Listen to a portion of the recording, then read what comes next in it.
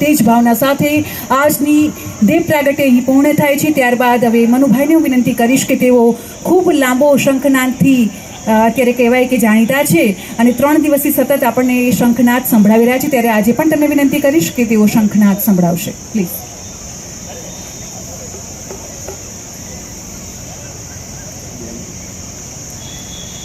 આ માત્ર શંખનાદ નથી, એક બ્રહ્મનાદ પણ છે અને બ્રહ્માંડ સુધી જો કોઈ એક અવાજ પહોંચી શકતો હોય તો એ ઓમકાર, આ શંખનાદ જ છે। આશા છે કે આપને ગમશે।